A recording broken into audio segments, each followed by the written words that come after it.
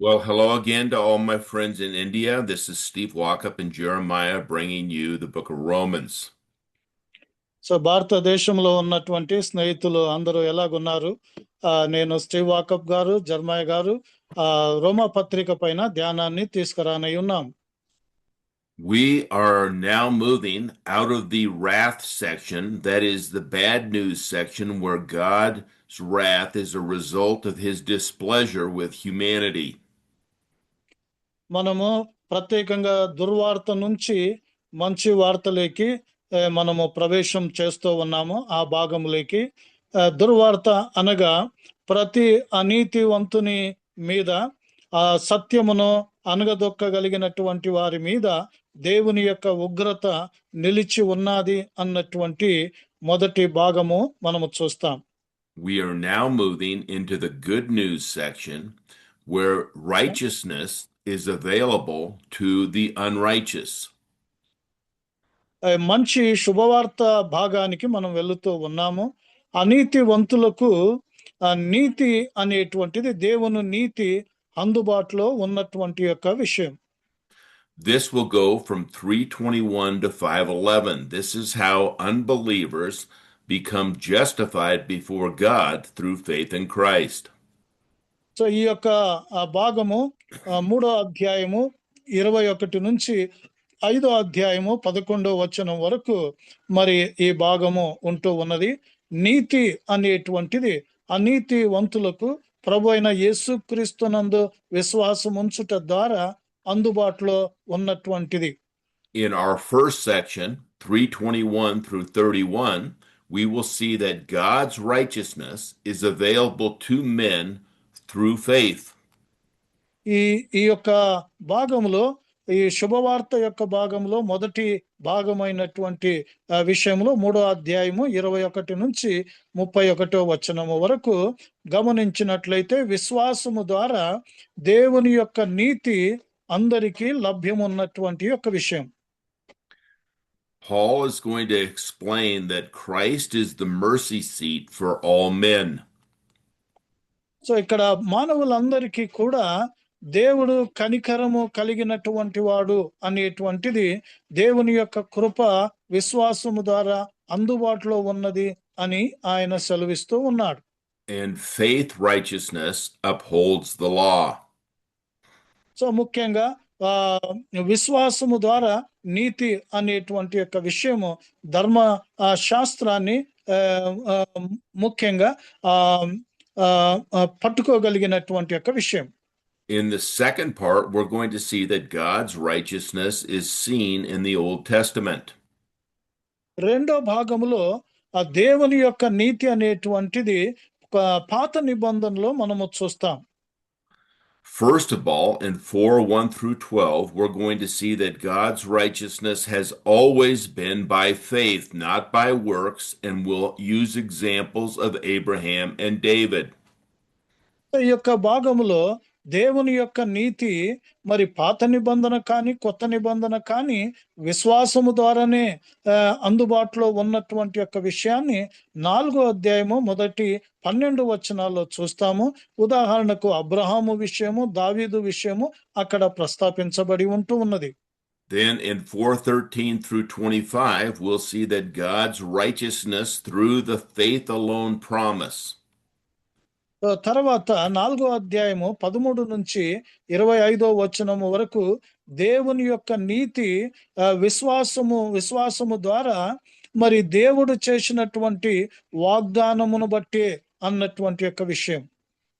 In the third section of this booklet, we will see that God's righteousness is the first step to spiritual victory. 3వ భాగము 5వ అధ్యాయము 13 నుంచి 25 వరకు దేవుని యొక్క నీతి అనేటువంటిది ముఖ్యంగా విజయానికి, ఆత్మీయమైన విజయానికి మొదటి మెట్టుగా చూస్తాం. Since this is the first step, becoming a believer, becoming justified by God, it means it is not all the steps to spiritual victory. ఇక్కడ మొదటి మెట్టు అంటే విశ్వాసము ద్వారా ఇక్కడ విజయానికి మొదటి మెట్టుగా ఉంటున్నది. కానీ ఎప్పుడు అన్ని మెట్లు విజయము అన్నటువంటిది కాదు. In 5:1 through 5, we will see Paul describe the victory. మొదటి అధ్యాయం 5వ అధ్యాయము 1-5 వచనాల్లో ఈ యొక్క విజయాన్ని గురించి పౌలు అక్కడ వర్ణిస్తూ ఉన్నాడు. Then in 5:6 through 11, we've already looked at 10 and 11. We'll see the reason the victory is possible. తర్వాత మనము చూస్తాము రెండవదిగా విజయానికి కారణము అనేటువంటిది సాధ్యం అనేటువంటి యొక్క విషయం 6వ వచనం నుంచి 5వ అధ్యాయము 6వ వచనం నుంచి 11 వరకు చూస్తాము.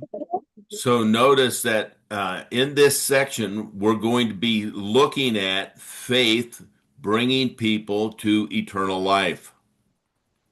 ఇక్కడ విశ్వాసాన్ని చూస్తూ విశ్వాసం ద్వారా నిత్య జీవానికి తీసుకురావటం అనేటువంటిది గమనిస్తాం. Paul will use the term justification before God or being declared righteous. దేవుని ఎదుట నీతికరణ అన్నటువంటిది మరి తీర్పు తీర్చగలిగినటువంటి యొక్క విషయాన్ని విశ్వాసము ద్వారా అని పౌలు వర్ణిస్తూ ఉన్నాడు.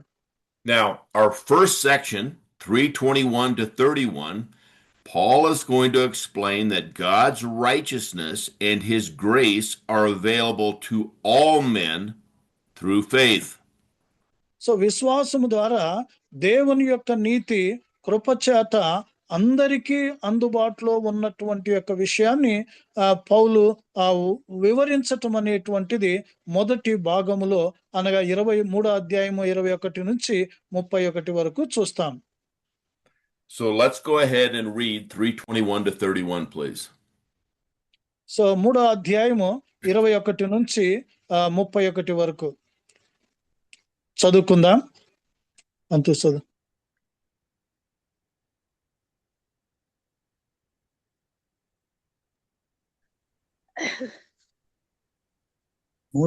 ఇట్లుండగా ధర్మశాస్త్రమునకు వేరుగా దేవుని నీతి బయలుపరచబడుచున్నది. దానికి ధర్మశాస్త్రమును ప్రవక్తలను సాక్ష్యమిచ్చుచున్నారు. అది యేసుక్రీస్తునంది విశ్వాస మూలమైనదే. నమ్ము వారందరికీ కలుగు దేవుని నీతి అయి ఉన్నది. ఏ భేదమును లేదు. అందరూ పాపము చేసి దేవుడు అనుగ్రహించు మహిమను పొందలేకపోచున్నారు.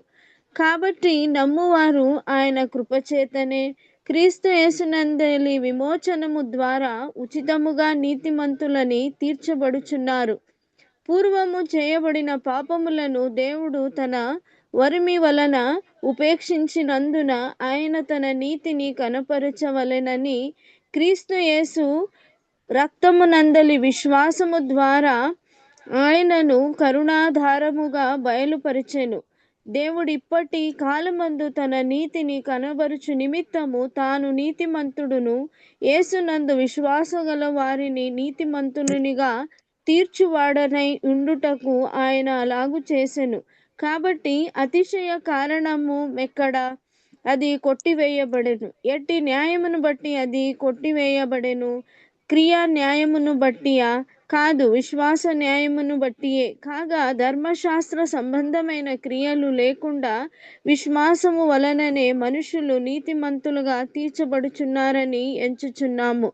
దేవుడు యూదులకు మాత్రమే దేవుడా? అన్యజనులకు దేవుడు కాడా? అవును, అన్యజనులకును దేవుడే. దేవుడు ఒక్కడే గనుక ఆయన సున్నతి గల వారిని విశ్వాస మూలముగాను సున్నతి లేని వారిని విశ్వాసము ద్వారాను నీతిమంతులుగా తీర్చును. విశ్వాసము ద్వారా ధర్మశాస్త్రమును నిరర్థకము చేయుచున్నామా? అట్లనరాదు, ధర్మశాస్త్రమును స్థిరపరచుచున్నాము. కాబట్టి శరీర విషయమై మన మూల okay sir. Okay, so the first thing we see in 3:21 and 3:22 is God's righteousness only comes through faith. ఇక్కడ 3వ అధ్యాయము మొదటిగా గమనించినట్లయితే 21వ వచనము 22వ వచనము దేవుని యొక్క నీతి అనేటువంటిది కేవలము విశ్వాసము ద్వారా వస్తున్నది. The Old Testament, witnessed by the law and the prophets, both testify that God's righteousness is only found in those who believe in Jesus Christ for it. So ఇక్కడ పాత నిబంధన ప్రవక్తల చేత మరి పలుకబడినటువంటి యొక్క విషయము కేవలము విశ్వాసము ద్వారానే నీతివంతులుగా మార్చబడతారు అనేటువంటి యొక్క సత్యము పాత నిబంధన కూడా చెప్పబడుతూ ఉంది.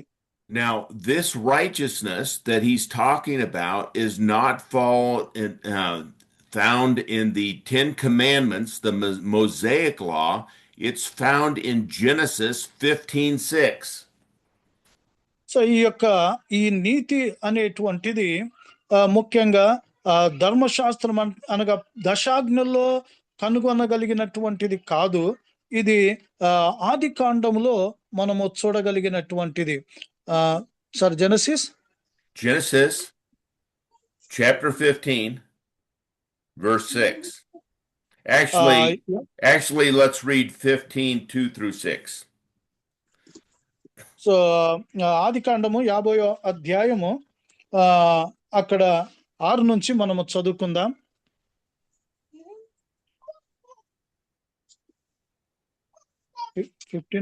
పదైదు పదహారు Genesis 15:2 through 6.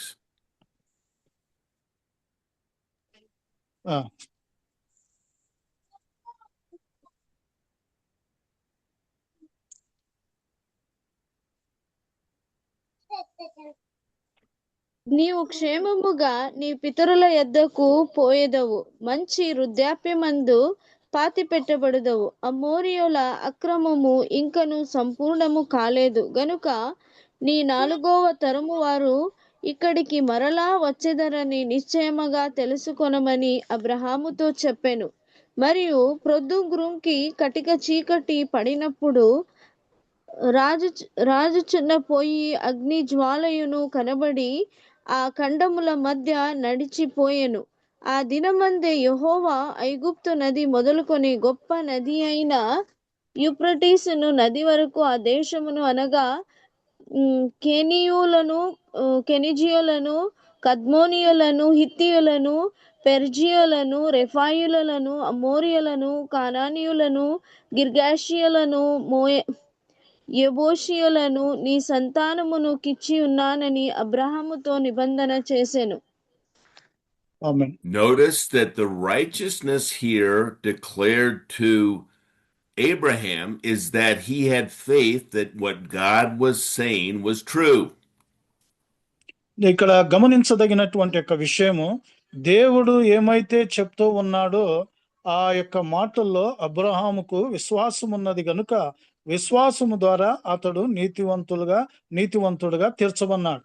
So Abraham wasn't declared righteous by God for doing anything but believing what God's plan was in what he had told him.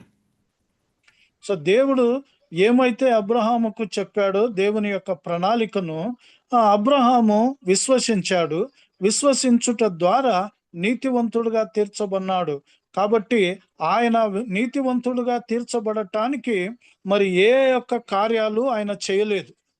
Here what the plan is, God's plan is all who believe that Jesus is the Christ and have faith that he can give eternal life are declared righteous by God. So ఇక్కడ యేసుక్రీస్తునందు మానవులు విశ్వాసం ఉంచుట ద్వారా నీతివంతులుగా తీర్చబడతారు. God's righteousness is available to people by grace. No one deserves it. No one earns it. It's given freely from God. ఈ యొక్క దేవుని యొక్క నీతి అనేటువంటిది మరి ఎవరు కూడా పొందటానికి యోగ్యులు కాదు. కేవలము దేవుని యొక్క కృపచేతనే మానవులందరికీ కూడా ఆ దేవుని యొక్క నీతి అందుబాటులో ఉంటూ ఉన్నది. Christ is the mercy seat, that is the meeting place between God and people. ఇక్కడ యేసుక్రీస్తు ఆ, మందసము అయినటువంటి యొక్క విషయంగా చూస్తాము. ముఖ్యంగా దేవుడు ఆ మానవుణ్ణి దేవుడు కలుసుకోగలిగినటువంటి మధ్యవర్తి యొక్క స్థలము అదై ఉన్నటువంటి యొక్క విషయం. This is why John 14:6, when Jesus says, I am the way, the truth, and the life, no one comes to the Father except through me, is so important. So అందుకనే యేసు ప్రభు యోహాన్ రాసినటువంటి సువార్త 14వ అధ్యాయము 6వ వచనములో, నేనే మార్గము సత్యము జీవము, నా ద్వారా తప్ప ఎవరు తండ్రి యొద్దకు రానేరుడు అని ఆయన చెప్పాడు. Jesus is the only way to the Father and the only way to eternal life. He is the mercy seat. So ఇక్కడ తండ్రి యొద్దకు నిత్య జీవానికి ఏకైక మార్గము ప్రభు అయిన యేసుక్రీస్తు అన్నటువంటి యొక్క విషయం. Now, faith righteousness in 27 through 31 upholds the law. So తర్వాత మనము గమనిస్తాము ధర్మశాస్త్రాన్ని మరి విరోధించగలిగినటువంటి యొక్క విషయం లేకపోతే విశ్వాసం అనేటువంటిది ధర్మశాస్త్రాన్ని ఒప్పుకోగలిగినటువంటి యొక్క విషయంగా చూస్తాం. Now remember, death is separation. The body from the soul or people from God. Whichever one, death is separation of two things. మరణం అంటే ఎడబాటు అనేటువంటిది రెండు సంగతులు. దేహము నుంచి ఆత్మ ఎడబాటు, అదే విధంగా దేవుని నుంచి మానవులు ఎడబాటు అనేటువంటి యొక్క విషయం. Physical death is the separation of the body from the soul, from the spirit.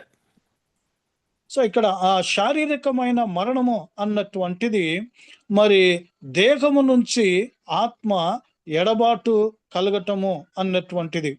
Spiritual death is the separation of people from God.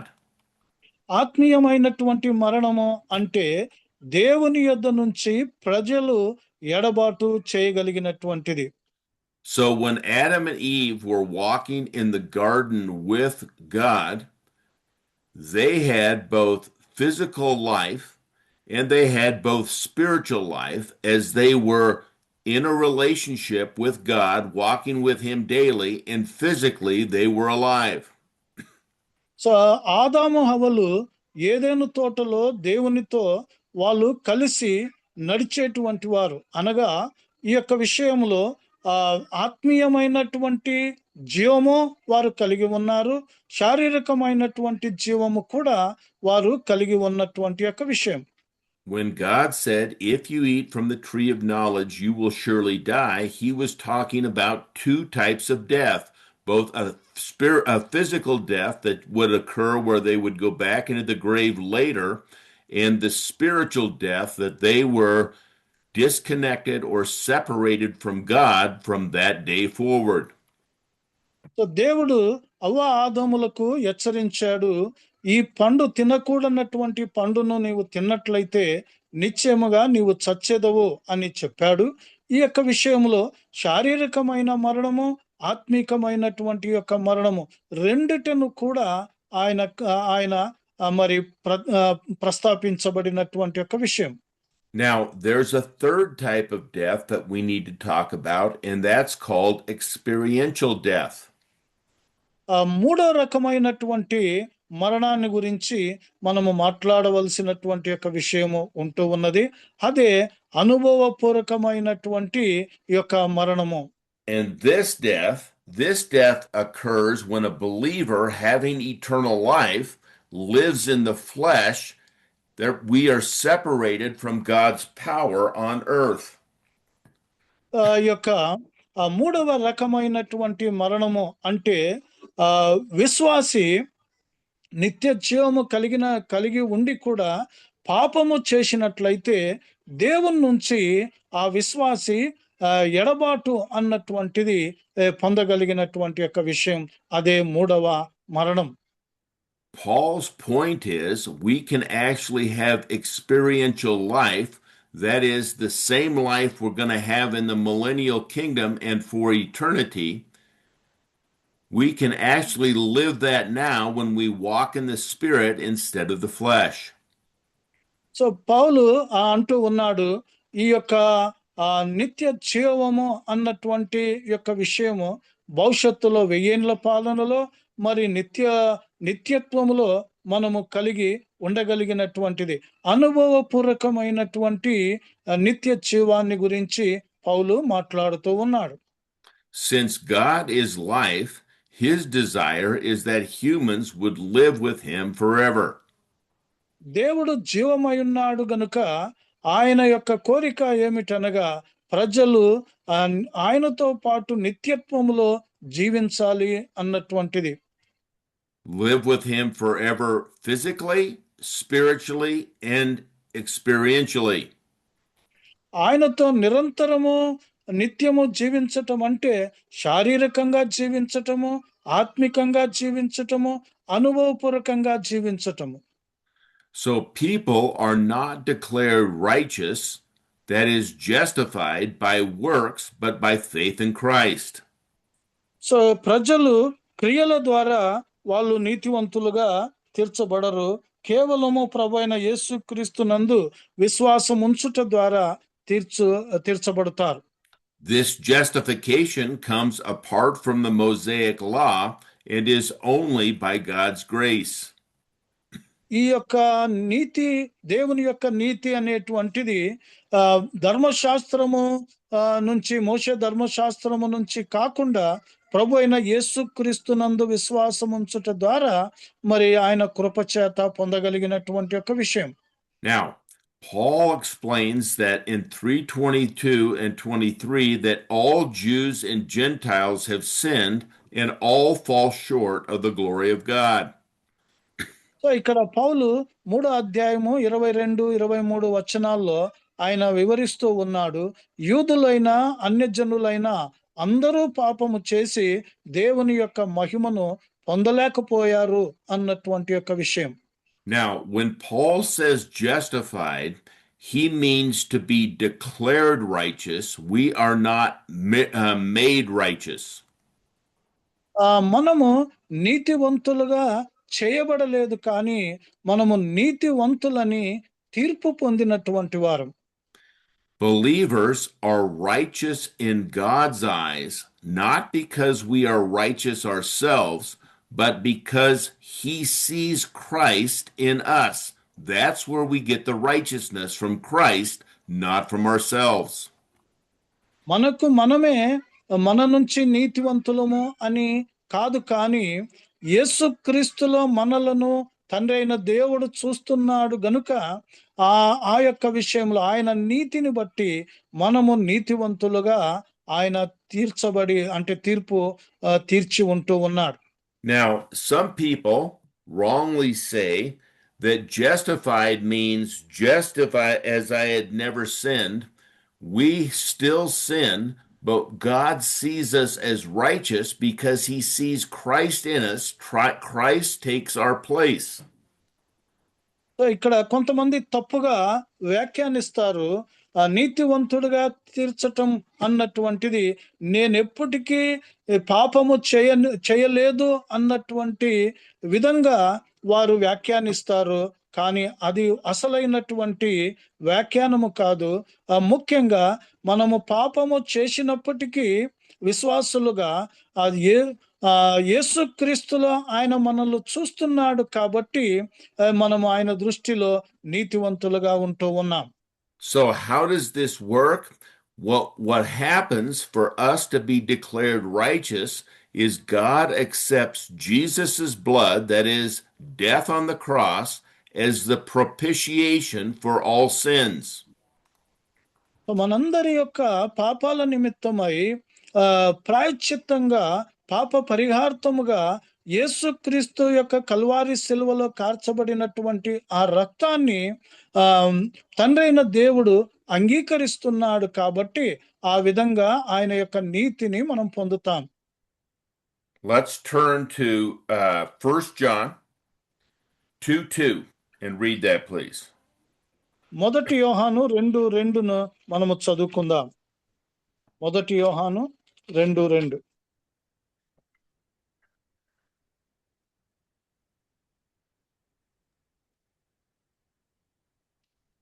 ఆయన మన పాపములకు శాంతికరమై ఉన్నాడు. మన పాపములకు మాత్రమే కాదు, సర్వలోకమునకు శాంతికరమై ఉన్నాడు. So we see here that Jesus is not only the propitiation for believers' sins, but for the sins of the whole world. ఇక్కడ కేవలము విశ్వాసుల యొక్క పాపముల కొరకు మాత్రమే కాదు, ఆయన శాంతికరమైనటువంటిది, శాంతిపరచబడినటువంటిది, సర్వలోకము కొరకు ఆయన శాంతిపరచబడినాడు. So Jesus' death on the cross is where all mankind has the opportunity to meet God. యేసుక్రీస్తు యొక్క మరణము, కల్వారి శిలువలో యొక్క మరణము, సర్వ మానవాళు దేవుణ్ణి కలుసుకోగలిగినటువంటి యొక్క అవకాశము ఉంటూ ఉన్నది.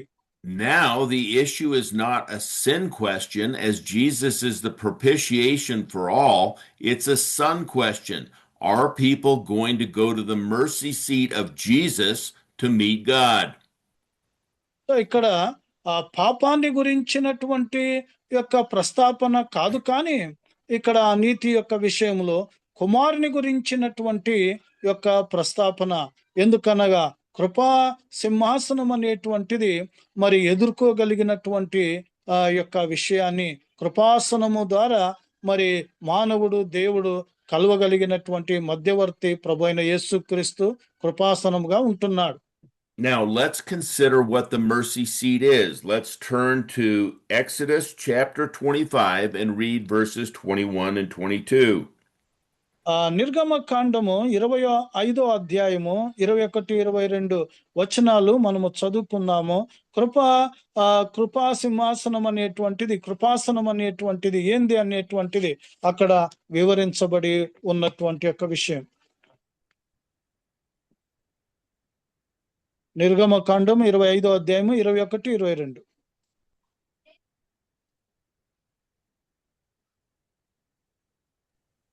నేను నీకిచ్చు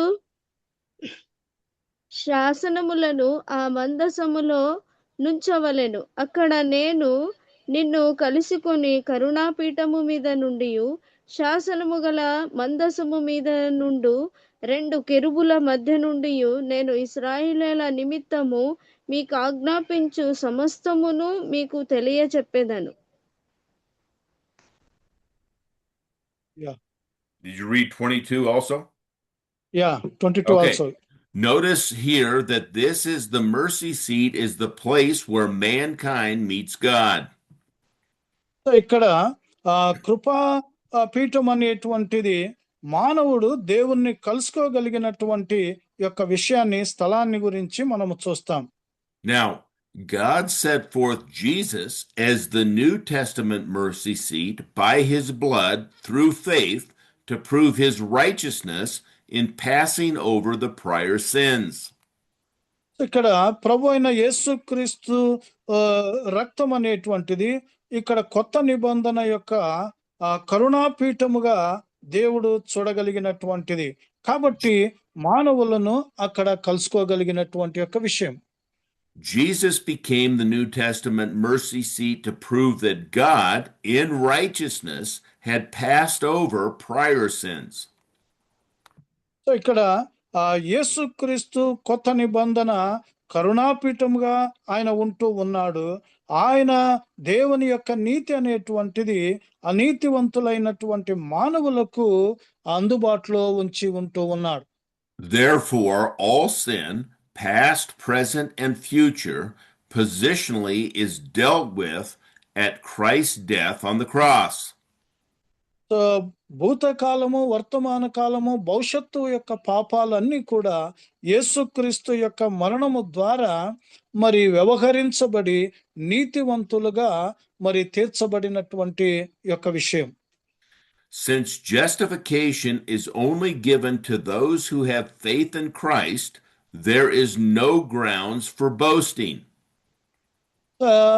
ఈ నీతి అనేటువంటిది, దేవుని యొక్క నీతి అనేటువంటిది ఎవరైతే ప్రభు అయిన యేసుక్రీస్తునందు విశ్వాసం ఉంచారో వాళ్లకు మరి అందచేయబడి ఉంటూ ఉన్నది. కాబట్టి ఎవరు కూడా మరి తమను తాము హెచ్చించుకోవలసినటువంటి అవసరత లేదు. No one will brag in the kingdom of God and say, I'm here because of the works I did or how I pleased God through things that I did. It will only be through faith in Christ. So దేవుని యొక్క రాజ్యములో ఆ, నే నా యొక్క యోగ్యతను బట్టి నా గొప్పతనాన్ని బట్టి నేను ఇక్కడ ఉన్నానని ఏ మానవుడు మరి చెప్పటానికి వీలు లేదు. కేవలము ప్రభు అయిన యేసు క్రీస్తునందు ఉంచబడిన విశ్వాసము ద్వారానే అనేటువంటిది మనం చూస్తాం. No system of theology that includes works in its soteriology can exclude boasting. So ఇక్కడ ఆ ఏ యొక్క వేదాంతం అనేటువంటిది, ఏ రక్షణ సిద్ధాంతం అనేటువంటిది మరి విశ్వాసము లేకుండా మరి ప్రస్తాపించటానికి వీలు లేనటువంటి యొక్క విషయం. Pride is the great sin of mankind, and righteousness by grace through faith eliminates all pride and boasting. So గర్వం అనేటువంటిది సర్వ పాపానికి మూలముగా మరి ఉంటూ ఉన్నది. ఆ విశ్వాసము, ప్రభునందు విశ్వాసం అనేటువంటిది సర్వ పాపాలను తొలగించగలిగినటువంటి యొక్క విషయంగా చూస్తాం. Remember, God's wrath comes because of men suppressing the truth that God is in charge and we need God. Mankind in his pride boasts, saying, I can do this on my own. So ఇక్కడ దేవుని యొక్క ఉగ్రత అనేటువంటిది మానవుని పైన ఎందుకు నిలుస్తూ ఉన్నది అంటే, మానవుడు దేవుని యొక్క సత్యములను అనగదొక్కుతూ ఉన్నాడు అన్నటువంటి యొక్క విషయం. Now Paul says that justification is by faith alone, apart from works, including the Jewish laws, because God is the God of both Jews and Gentiles. దేవుడు యూదులకు దేవుడే, అన్యజనులకు దేవుడై ఉన్నటువంటి యొక్క విషయము. కాబట్టి ఆ దేవుని యొక్క నీతి అనేటువంటిది ధర్మశాస్త్రము నుంచి కానీ క్రియల ద్వారా కానీ వచ్చేటువంటి యొక్క విషయము కాదు, కేవలము ప్రభు అయిన యేసుక్రీస్తునందు విశ్వాసం ఉంచుట బట్టి.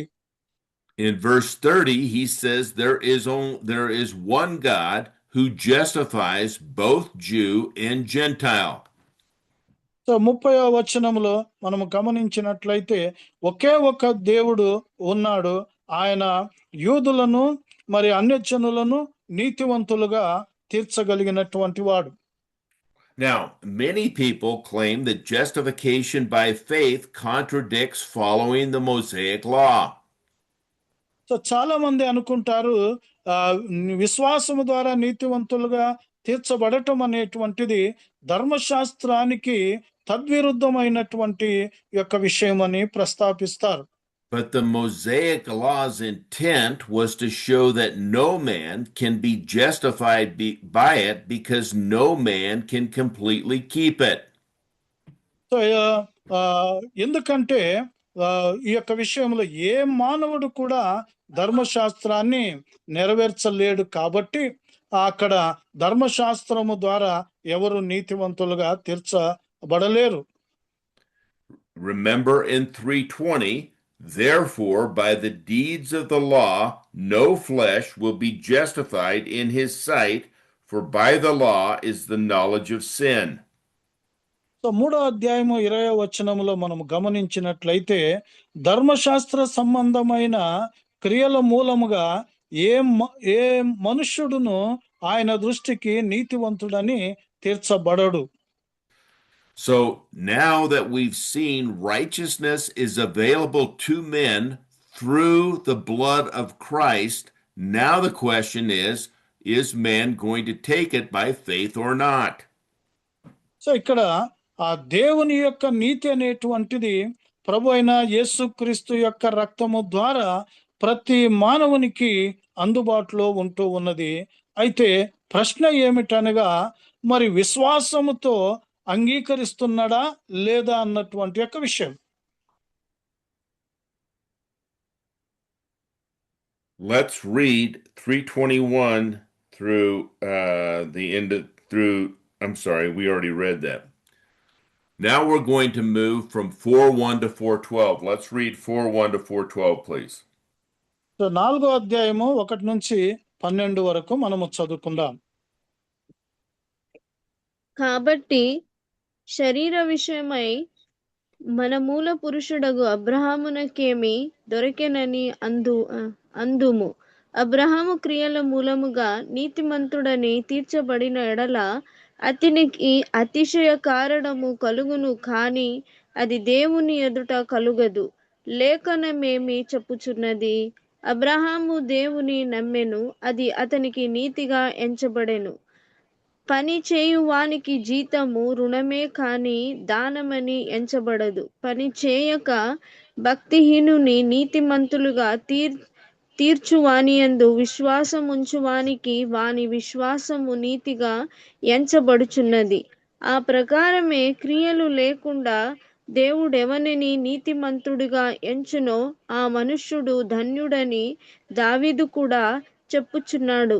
ఏలైనగా తన అతిక్రమములకు పరిహారము నొందినవాడు, తన పాపమునకు ప్రాయశ్చిత్తము నొందినవాడు ధన్యుడు. ప్రభువు చేత నిర్దోషి అని ఎంచబడినవాడు ధన్యుడు. ఆ ధన్య వచనము సున్నతి గల వారిని గూర్చి చెప్పబడినదిగా సున్నతి లేని వారిని గూర్చి కూడా చెప్పబడినదే. అబ్రహాము యొక్క విశ్వాసం మతానికి నీతి అని ఎంచబడెను చున్నాము కదా. మంచిది. అది ఏ స్థితి యందు ఎంచబడెను? సున్నతి కలిగి ఉండినప్పుడా, సున్నతి లేనప్పుడా? సున్నతి కలిగి ఉండినప్పుడు కాదు, సున్నతి లేనప్పుడే. మరియు సున్నతి లేని వారైనను నమ్మిన వారందరికీ అతడు తండ్రి ఎగుట వలన వారికి నీతి ఆరోపించుటకై అతడు సున్నతి పొందక మునుపు తనకు కలిగిన విశ్వాసము వలననైన నీతికి ముద్రగా సున్నతి అను గురుతు పొందెను. 12 కూడా. Okay, so the first thing we see here is Abraham and David both testified that God imputes righteousness not by works, but by faith. ఇక్కడ అబ్రహాము తర్వాత దావీదు ఇద్దరు సాక్ష్యము చెప్తూ ఉన్నారు. మానవుడు తన క్రియలను బట్టి కాదు, విశ్వాసము ద్వారా నీతివంతుడుగా తీర్పు పొందుతాడు అన్నటువంటి యొక్క విషయం.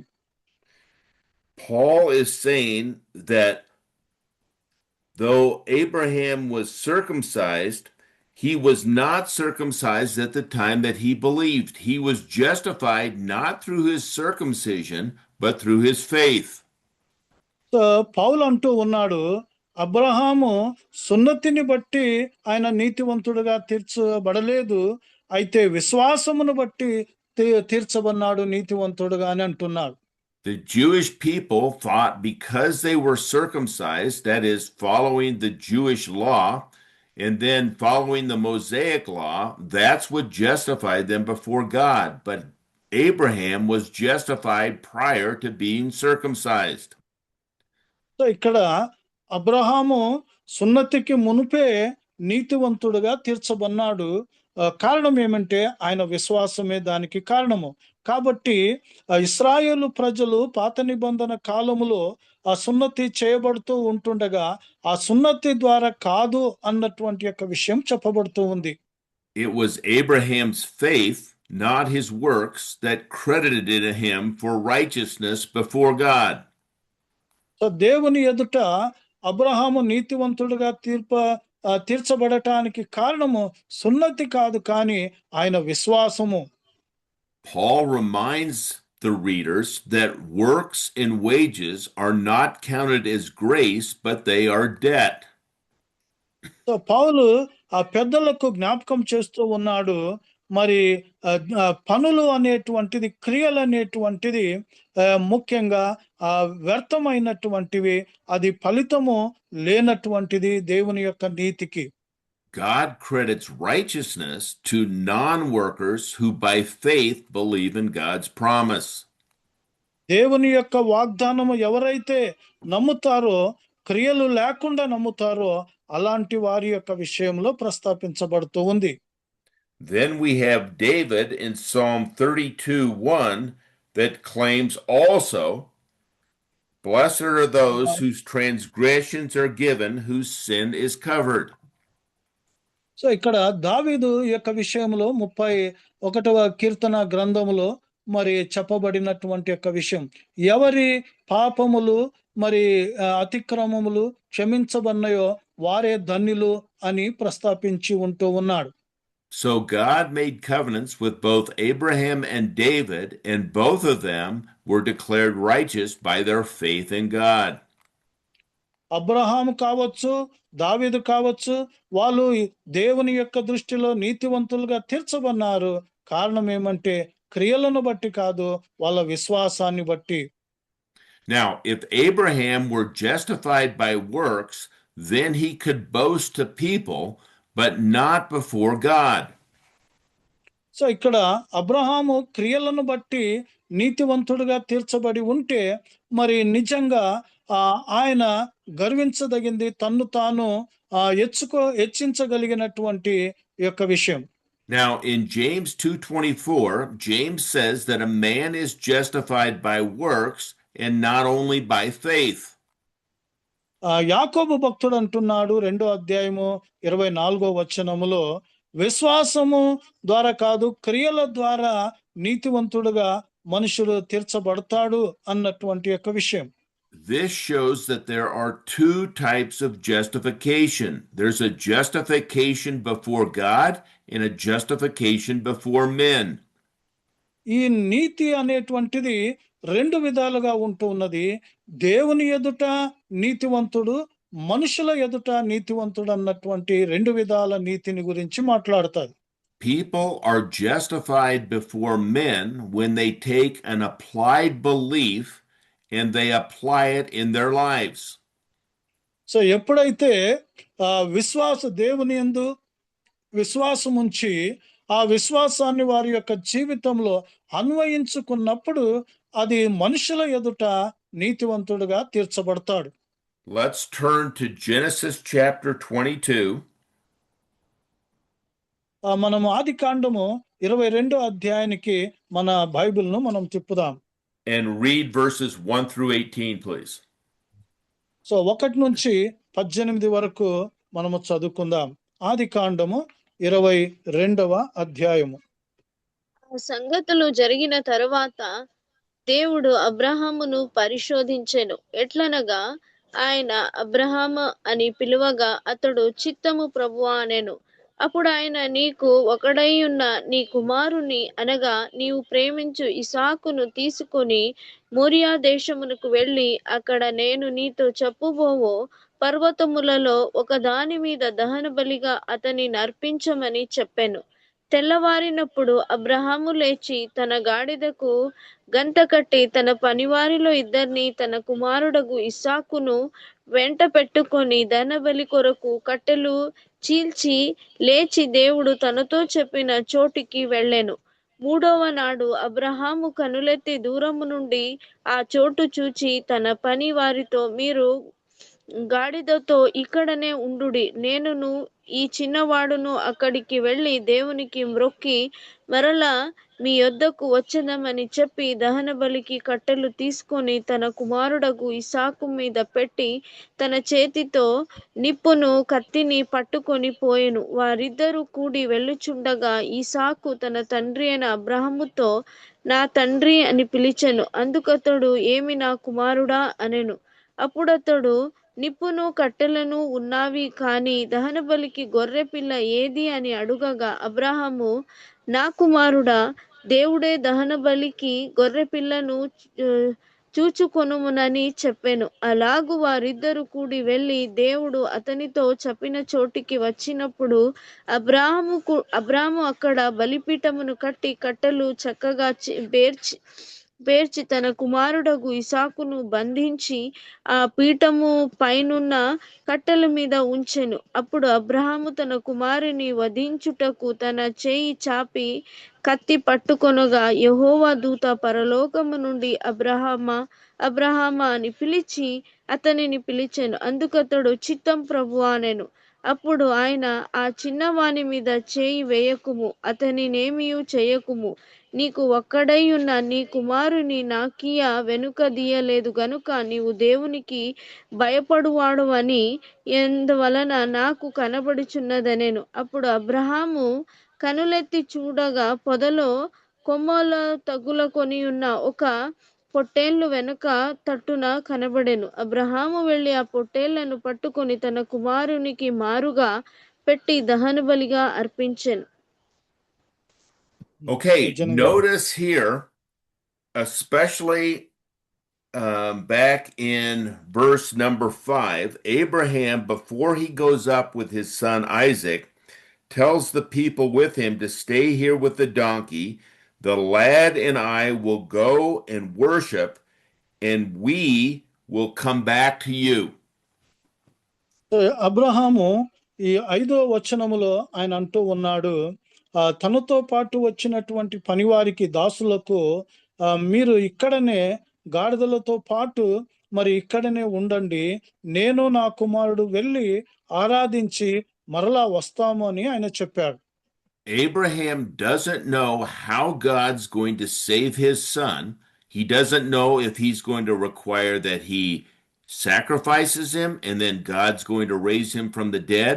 But God has promised Abraham that through his son Isaac will become many nations. అయితే ఏ విధంగా ఆ దేవుడు ఇస్సాకు, తన కుమారుడైనటువంటి ఇస్సాకు విషయంలో మరి అద్భుతము చేస్తాడో అన్నటువంటి యొక్క విషయం తనకు తెలియదు. ఆ బలి అర్పించిన తర్వాత అద్భుతంగా ఇస్సాకును మరి బ్రతికిస్తాడా ఎలా అన్నటువంటిది అతనికి తెలియదు. అయితే ఒక్క సంగతి ఆయన తేటగా ఎరిగాడు, తన కుమారుని ద్వారా గొప్ప జనాంగములు రానయున్నాయి, ఆశీర్వదిస్తాడు అన్నటువంటి యొక్క వాగ్దానాన్ని ఆయన నమ్మాడు. Now, Abraham believed this back in 15:6 when God said that through his son would become many people. And we saw that when we read that in 15:6. So మనము ఆదికాండము 15వ అధ్యాయము 6వ వచనం మనం చదివాము. ఆయన ద్వారా గొప్ప జనాంగములు రానయున్నది అన్నటువంటి యొక్క విషయం, ఆ సంగతి Abraham విశ్వసించాడు. But now, years later, Abraham is declared justified by men as men saw him through his works carry out what he believed in that God had told him through Isaac will come many nations. So he believed that, was willing to sacrifice him until the angel said no. So ఆయన ముఖ్యంగా తన కుమారుడైనటువంటి ఇస్సాకు ద్వారా అనేక జనాంగములు రాబోతారన్నటువంటి దేవుని యొక్క ప్రణాళికను ఆయన నమ్మాడు. గనుక ఇప్పుడు ఆయన కుమారుని అర్పించుట ద్వారా మనుషుల ఎదుట కూడా ఆయన క్రియలను బట్టి ఆయన నీతివంతుడుగా తీర్చబన్నాడు.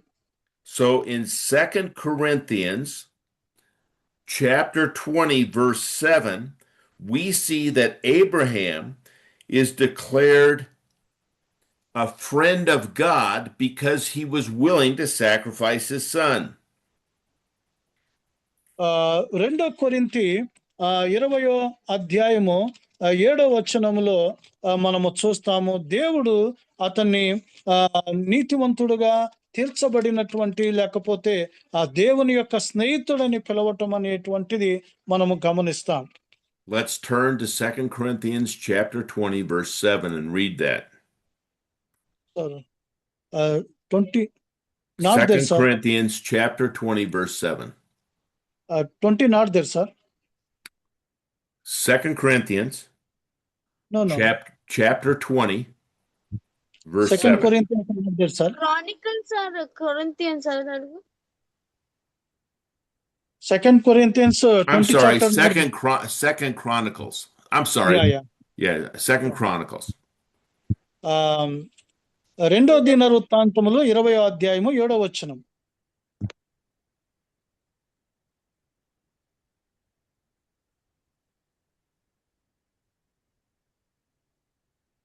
ఇరవై 27 కదా, 20వ అధ్యాయము 7వ వచనం. నీ జనులైన ఇశ్రాయేలీయుల ఎదుట నుండి ఈ దేశపు కాపరస్తులను తోలివేసి నీ స్నేహితుడైన అబ్రాహాము యొక్క సంతతికి దీనిని శాశ్వతముగా నీకిచ్చిన మా దేవుడవు నీవే. So Yeah. Abraham was called a friend of God forever because Abraham, by his works of being willing to sacrifice his son, knowing God's promise would come true, has been declared righteous before men.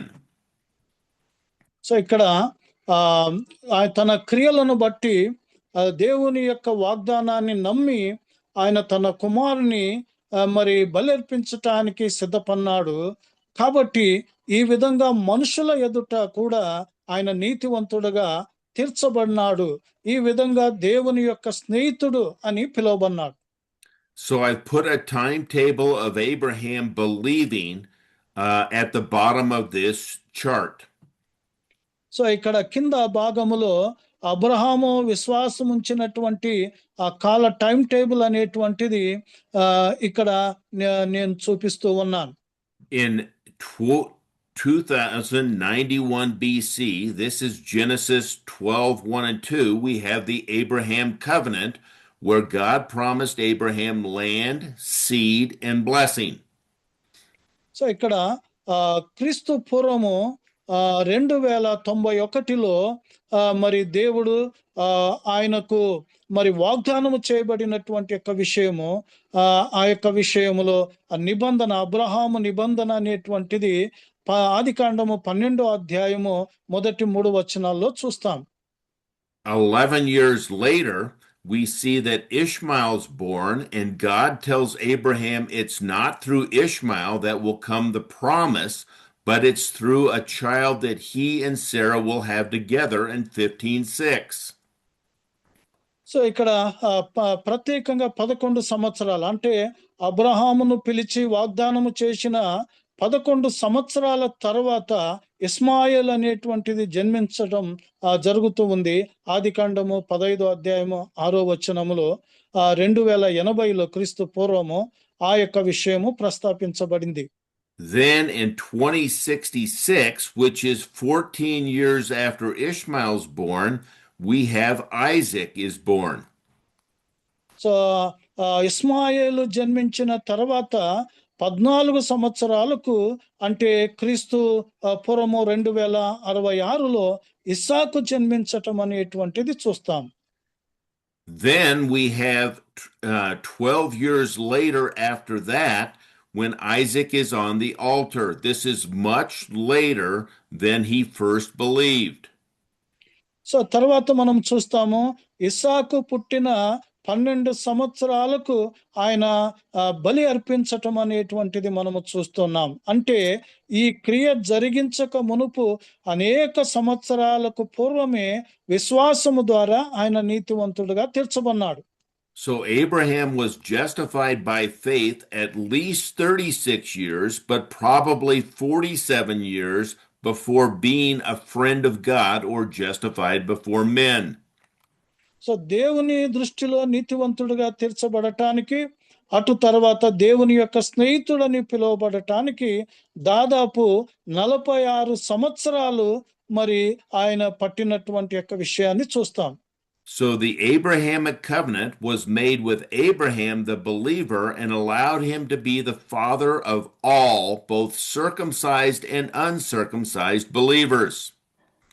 So Abraham యొక్క నిబంధన అనేటువంటిది అబ్రహాము విశ్వాసము ద్వారా అందరికీ సున్నతి కలిగినటువంటి వారికి సున్నతి లేనటువంటి వారికి అందరికీ విశ్వాసము ద్వారా తండ్రి కాగలిగినటువంటి యొక్క విషయం. The Abrahamic covenant was made before Abraham was circumcised in Genesis 17. So ఇక్కడ అబ్రహాము నిబంధన అనేటువంటిది అబ్రహాము సున్నతి చేయబడక మునిపే ఆదికాండము 17వ అధ్యాయములో మరి అతడు నీతివంతుడిగా తీర్చబడ్డాడు. The Abrahamic covenant was made before Abraham was justified before people in Genesis 22. So ఇక్కడ ఆదికాండము 22 అధ్యాయములో ఆ మనుషుల ఎదుట ఆయన తన కుమారుని అర్పించుట బట్టి నీతివంతుడిగా తీర్చబన్నాడు. అంతకు పూర్వమే మరి ఆయన విశ్వాసము ద్వారా నీతివంతుడిగా తీర్చబన్నాడు దేవుని దృష్టిలో. Therefore, God's promise to Abraham was to all his seed. He was the father of many nations, not just the Jews. So యూదులకు మాత్రమే కాదు ఆయన తండ్రి, అనేకులకు విశ్వాసము ద్వారా ఆయన తండ్రిగా మరి ఉండటం అనేటువంటిది మనం చూస్తాం. So what we have seen today is we have seen that Abraham was justified before men by his actions, but his justification before God came by faith. ఇక్కడ అబ్రహాము ఆ విశ్వాసము ద్వారా దేవుని దృష్టిలో దేవుని ఎదుట నీతివంతుడిగా తీర్చబన్నాడు. అయితే తన క్రియల ద్వారా తన కుమారుని అర్పించుట ద్వారా మనుష్య దృష్టిలో కూడా నీతివంతుడిగా తీర్చబన్నాడు. Paul's point is we are justified not by our works before God, but by faith.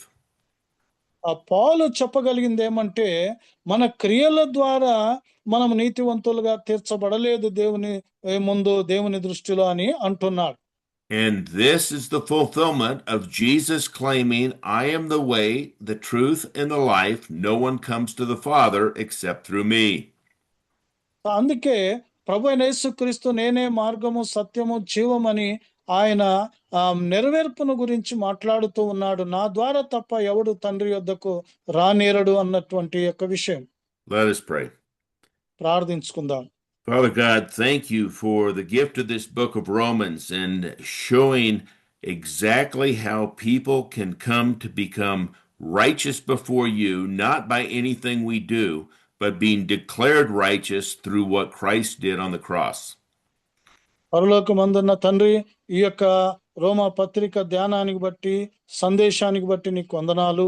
మానవులు ఏ క్రియలను బట్టి కాదు, కానీ యేసుక్రీస్తునందు విశ్వాసము ఉంచుట బట్టి నీతివంతులుగా తీర్చబడతారు అన్నటువంటి సత్యాన్ని ప్రభువా మీరు మాకు బయలుపరిచినందుకు బట్టి నీకు వందనాలు.